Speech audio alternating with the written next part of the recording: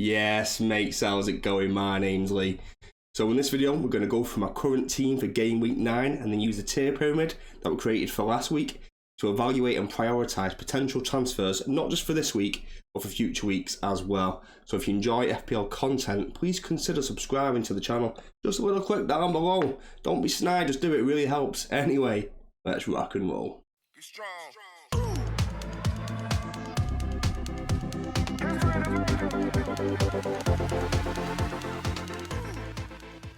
Right, mates, first up on the left hand side, we've got some information. Overranked about 2.4 mil. Not too concerned right now. Still pretty early on into the season, but I would like to start seeing some greenhouse, start climbing up those ranks. Team value of 100.9 million with 1.2 left in the bank, and I've got one free transfer. On the right hand side, I've got some potential issues with my team. One of the big ones, as you can see at the bottom, I've got a lack of bench depth. You can see my bench at the bottom there. Kabore, Archer, and Charlie Taylor from Burnley. There's not a lot of depth in there, there's not a lot of quality in there, and that might cause me some issues moving forward. So on to the team itself, and we've got the goalkeeper and the defence. First up, and it was a battle between Areola and Matt Turner, and I've opted for Matt Turner purely because they're playing Luton.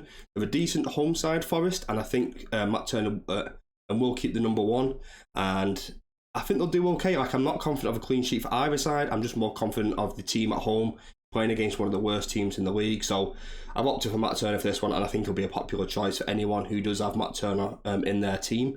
Onto the defence, I've still got Pedro Porro, and I think Fulham at home is a decent game for them. I don't rate Fulham this season. I think they're quite weak. They're lacking a lot of attacking threat and goal threat with the transfer of Mitrovic, and I think they'll struggle a little bit. I think Spurs will pen them in. They might create a couple of chances for them, but I am relatively confident of a clean sheet for Spurs in this one, and I think they'll do okay. And Porro looks like a really good pickup for me. Brought him in last week for a 6-pointer, and he could have easily scored or got some kind of attacking return. So I'm still happy with the pick. I'm going to keep rolling with it. I'm going to keep him in the team. Good fixtures for this week and a couple of weeks coming up as well. So really good pickup by me, and I'm just going to keep playing him. Onto Matty Cash, massively owned right now. Everybody's got him. Don't like the fixture at all. I think West Ham will cause him some problems. I think West Ham will score.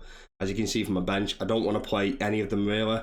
If I was going to opt for any of them, it'd probably be Charlie Taylor, because I don't want Kabore up against Matt Turner. So it's like which one do you go for? So I've gone for the attacking threat of Matty Cash, and I'm hoping he's going to push up and get some kind of attacking returns. Not hopeful, but I don't have many more options on the bench anyway. It's Kieran Trippier, and he's at home to Palace. I think it's quite a nice time to play Palace right now with the absence of Elise, Eze. They're still struggling up front with a couple of players as well, so I think it's a good time to be playing Palace right now.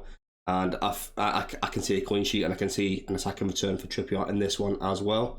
And I think they'll do okay. So if you have got any Newcastle defence, I would play them in this game. If you've got someone like a Dan Burn or a Shah, or like maybe if you're still holding on someone like a Botman, I could probably start Botman and just kind of see how it goes. And if he doesn't play, then you get someone in off the bench. I would wait for some kind of news out from Eddie Howe, but we don't always get the greatest news from him anyway. He's a bit of a liar, so take everything with a pinch of salt and kind of go from there. But pretty happy with my defence. The goalkeeper's not a great one. I would rather play Areola. I just don't like that Villa away fixture. So unfortunately, I have to opt for Matt Turner. What can you do? Onto the midfield, and first up we've got Gordon, who is back from his one-game suspension. Home to Palace, same as Trippier. I think it's a good game. He's playing pretty well this season, and I'm hoping he's learned his lesson by not picking up bookings. And if he can reduce the amount of bookings he gets, then everything just kind of bounces off from there. Like he's higher up in the baseline, he gets more involved in the games, doesn't get subbed off early because he's on a yellow card, he's a bit hot-headed. And he's been in decent form this season as well. I think if he keeps going on, there might be an England call up in the near future for him. So really good player, really good pickup, really cheap. And if you want that enabler, I think he might be the one for the next few weeks. If you haven't already got him, or you're not going to get him this week, it might be a little bit too late if you're looking at him next week.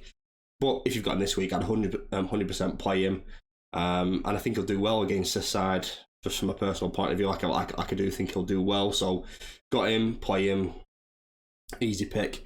Jared Bowen, he's in great form, to be fair to him, and he's obviously up against Matty Cash, so it's I'm not really sure which way I kind of want it to go. Like, do I want my Villa boys to do well and Jared Bowen to blank, or do I want Jared Bowen to score and get attacking returns, knowing that Matty Cash is so highly owned? It's owned by about 35% of the game so far, so would it be better for me with Jared Bowen going down that route? Maybe. Is like I said, like, he's in great form. He's on some set pieces. We don't know who's on penalties, but I think Bowen is probably in with a good shout of having them. I'd probably lean more towards someone like a Ben Rama or someone like that. But I think Bowen's maybe second or third on the list, and he's competing for that number one slot. But really good player, really good pickup. I really like him, and I think he'll cause Villa some problems in that game. Heung-min Son, Fulham at home. I saw him limp off in international duty. I don't know which way to go with this one. I'm hoping we get some news from Ange just to come out and say, yeah, he's fit, he's going to start. But even when he does start, he only plays about 65 minutes anyway. I'm just hoping we get some information on it. And with him limping off, that almost guarantees he's only going to play 60-65 minutes, and that just completely rules him out for captaincy, in my opinion. And he might do the damage in those 60 minutes. I just want my captaincy on someone who's going to play 90 minutes, and that kind of leaves Salah and the robot. So Heung-min Son is out of the captaincy question for me. Fair play if you're still going to captain him anyway. That's obviously up to you. But for me, he's probably third or fourth on the list now for captaincy. But still a good player, and if he's fit, I think he's going to rip Fulham apart. But if there is any kind of injury concerns or any kind of niggles or anything like that, it might hamper his performance a little bit, and he might not be as productive as he normally is. But even if we get a Son who's 90% fit, like, he's still going to cause Fulham some problems. And if he gets even half a chance, I think he'll score it. So it might not be a bad shout. Like, if you are willing to take a gamble on him on a 60-minute player, is it worth captaining a player like that? Leave a comment down below. Let me know who you're thinking of captaining this week. So on to Moussa Diaby, and same again, like, I'm hoping we get some an injury update and that he is going to start. And if he does, he hasn't been as productive as I thought he was. Like I speaking about him in the last video, and I thought he was on this great goal scoring run, and I don't think he scored for a couple of weeks now, and but like he's still heavily involved in the goals. Like, he's still getting assists. He's still almost playing like a number 9 alongside Ollie Watkins. So like, he's still there or thereabouts, and I think it's just Watkins' time to score the goals and Diaby to assist, as opposed to the way around as it was early on in the season when Watkins was getting all the assists.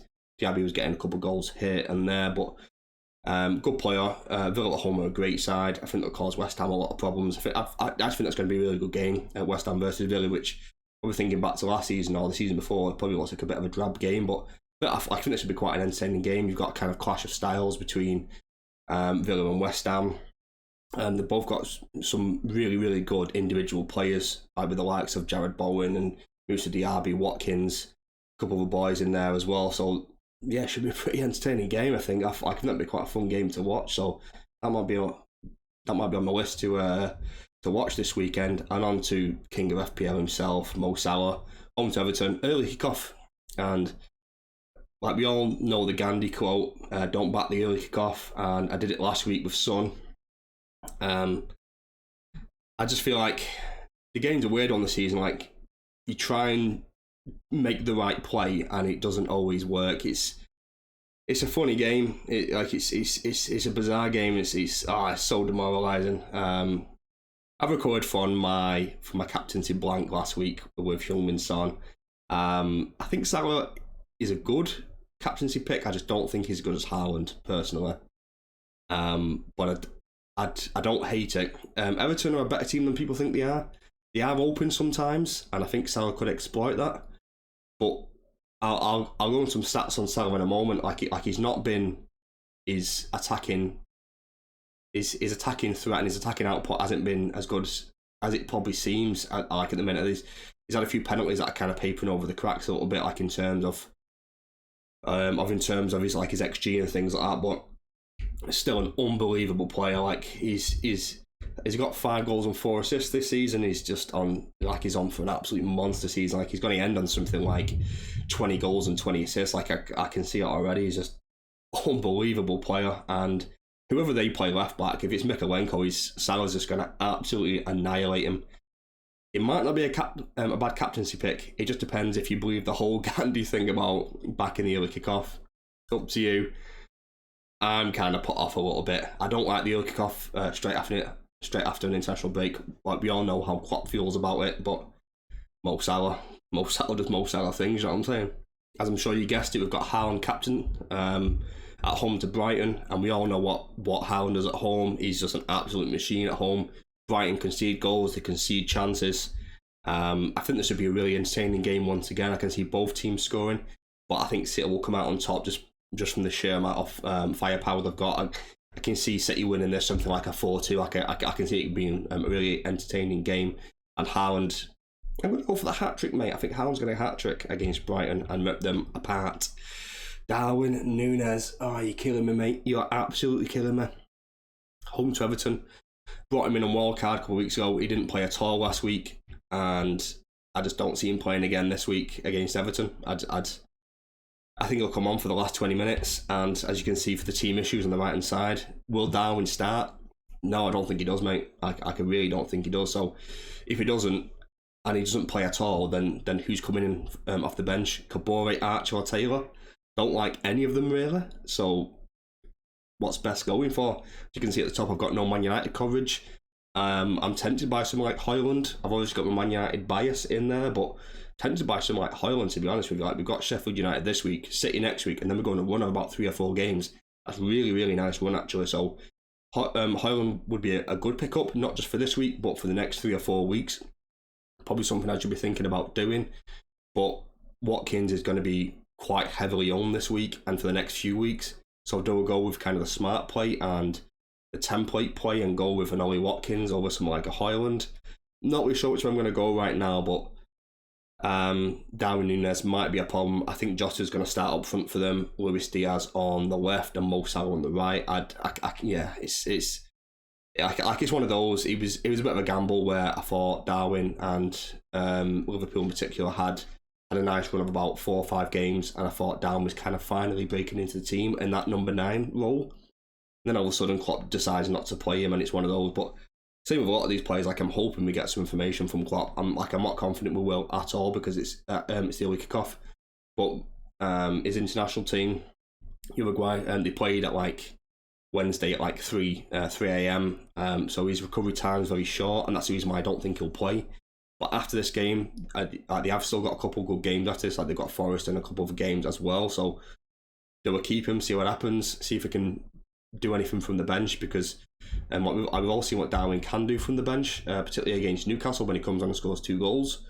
So is that something he could do? Like, could Darwin come off the bench and cause havoc and chaos like he does and get some kind of goal involvements in that? Not entirely sure. So what we're going to do next, we're going to look at a tier pyramid, and we're going to prioritise and rank the different players from all positions and rank them in a pyramid from priority numero uno. This is the player you must bring in if you don't have this week, all the way down to the bottom of kind of like 1 week punts. If you're looking to wildcard in a couple of weeks, maybe take a chance on these guys.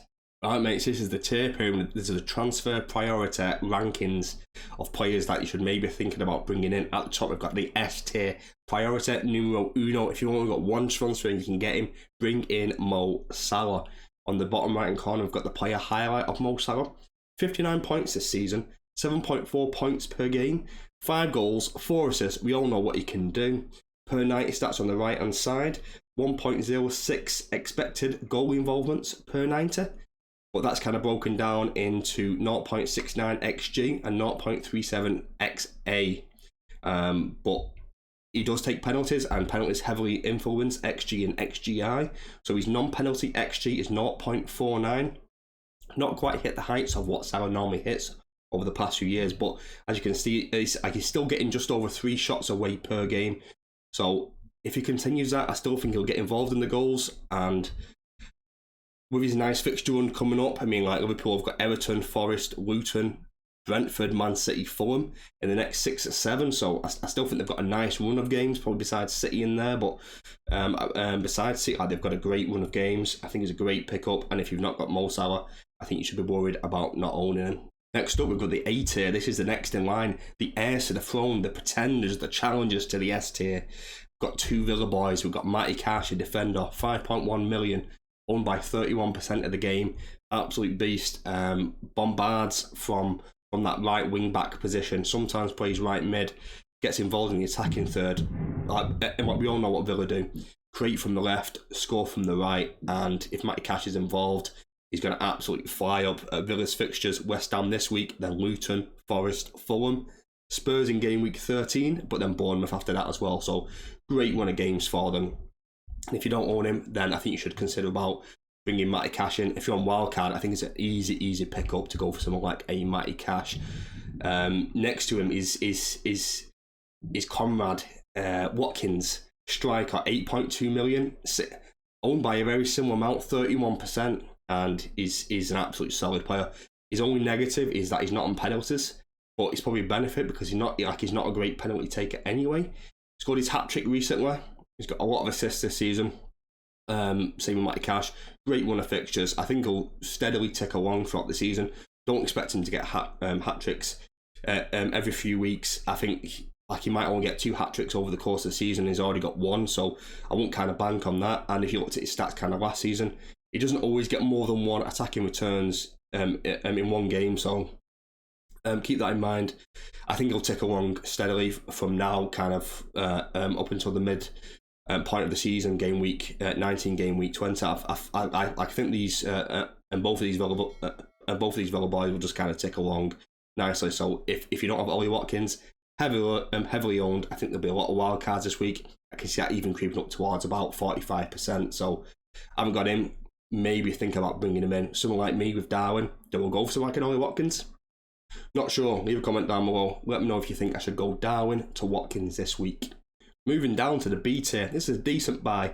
Not good, not bad, just decent. Decent pickup. Like if you need players in these positions, or if you want to move some players on, or if you want to move some money around to get some other players, I think these are perfectly reasonable buys. I've gone for James Maddison as opposed to a Heung-min Son just because of those potential injury concerns whilst away on international duty. 8.1 midfielder, owned by even more percent than Son. Maddison's 38%, Son's about 32, 33-ish. Great player. I knew straight away, as soon as Kane left, I was banging the drum that James Maddison was going to be a beast this season, and he's just kind of proved me right. All season long, I knew Richarlison was going to be the flop that he is, and Maddison was going to be an absolute monster. Kieran Trippier, great pickup. I think this is probably the last week you could probably buy him, because after this week, although Newcastle still got some nice games, they've got Palace this week and then Wolves, but then after that they've got Arsenal, Bournemouth, Chelsea, Man United. So I think this is probably the last week you could maybe think about bringing him in, and then you've got that 4-game run of a few games to get out of Trippier. But any later than this, I probably wouldn't bring him in, to be honest with you. Moussa Diaby, and he's only down as a decent buy because of his potential injury concerns, and I'm hoping we get some updates from Emery, but we'll kind of see how that one goes. Really cheap, 6.7 midfielder, 12.7% owned, which I just absolutely baffles me for that price range, that he's not kind of competing with the other Villa boys of Cash and Watkins around 31, 33%, that he's down there with 12%. He's just absolutely mind-boggling to me. So great pickup. If you need to downgrade anybody, Diaby might be a man, mate.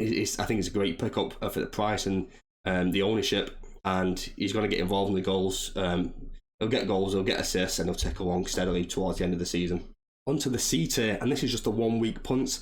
It's not necessarily a bad buy or a good buy or a priority buy or anything like that. This is just, if you're thinking about wildcarding soon, or you want to take a punt on a certain player or attacking a certain fixture or anything like that, these might be some of the players that you might consider. Pedro Neto, 5.7 million midfielder, 8.9% owned, so he's a decent differential there. Away to Bournemouth, he's in great form, and I've given him a bit of stick over the past couple of weeks, and I was probably wrong on that. He is a good pickup, and if you do want to downgrade anybody, I mean, if we're weighing up between Anthony Gordon and Pedro Neto, it's pretty close, to be honest with you. I'd probably only back Gordon because they're a better team and they've got a few better longer term fixtures, as opposed to Neto this week. He's got Bournemouth this week, Newcastle next week, Sheffield United, then Spurs, and then a couple of tough games after that as well. So you are buying Nettle for particularly this week, Bournemouth, and then if you can rest him this week and bench him against Newcastle, then bring him back in game week 11 up against Sheffield United. That might be a really good time to kind of buy him and play him around that period. A couple of United boys in there, and same again, it's a bit of bias. I could have easily put Rasmus Højlund in here as well. Is a 7.2 million forward. Really low owned. We've got a decent run of fixtures. Sheffield United this week, but then we've got City the week after. So do keep in mind, if you're going to bring any of the United boys in, we've got Man City next week, but then we've got Fulham, Luton and Everton. So really nice run of games after the Man City game, and if you can bench him for that single game, I don't think it's a bad pickup, to be honest with you. But Bruno, 8.4 million midfielder, and he's still owned by 17.2%, which is just crazy. Like I thought everybody sold him, to be honest with you. On penalties, I think he will take all the set pieces against Sheffield United. Like we've saw, and like we've seen how weak they are in the air and how poor they are from set pieces, and I think Bruno will exploit that very comfortably, and he'll get 2 or 3 attacking returns. I think he'll get a goal and 2 assists, and we'll beat them 4-0. I'm going to go 4-0, and Bruno will be heavily involved. Onto Rashford, 8.8 million midfielder, 20.7% owned. Same again, really massively owned. He was very impressive playing for England on international duty. So we all saw what England did for Rashford last season. Goes away on international duty, comes back, and he's just a player reborn and goes on that absolutely crazy run of goals every single week. And I'm hoping that this England short international duty is like he's going to kickstart Marcus Rashford's form and his Man United performances, and push him on to get those goals, get those assists, play positively, push forward, drive at the defences, get in goal scoring positions. And I think he'll do that exactly as I said against Sheffield United, and I think he'll get a couple of goals in that game. If you haven't got him and you want to take a 1 week punt, I don't think it's a bad pickup. If you've got him, don't sell him this week. Do not sell him this week. Even Man City next week, like Rashford's got a decent record against Man City, so to play him against Man City as well. And like I've said, like we've got a decent one after that. Up against the likes of Fulham, Luton and Everton, so keep hold of someone like Rashford. My last 1 week punt is Diogo Jota, and I think he's going to start, so he's back from his suspension. 7.7 million midfielder, 1.3% owned. Woo! Very differential, mate, very spicy player, and I think he's going to start at number 9. I think it's going to be Luis Diaz on the right, Jota down the middle, Mo Salah on the right, and we've also how creative and how many assists Mo Salah is providing. I think Jota will be on the end of that. And if he is, he'll get a couple goals and they'll run right against Everton. So if you want to take a punt on someone like Diogo Jota, don't hate it at all. Right, mates, that's it for today's video. Hope you enjoyed. So today we went for my Game Week 9 team selection and talked about the different plays that we've got and the different issues that we're kind of experiencing with our team. And then moved on to the transfer tier pyramid, ranking the number 1 transfer if you don't have, all the way down to 1 week punts. And kind of discussing my own team issues, like whether I should take out the likes of Darwin and go for some like a Watkins or a Højlund. There's a few different routes I can go. I'm not really sure which way to go, so if you've got any advice, please leave a comment down below and let's have a little chat about the different things. If you enjoyed today's video, please subscribe to the channel. Please leave a like. Like I said, leave a comment down below. Let's have a little chat. Anyway, have a good day. Peace and love.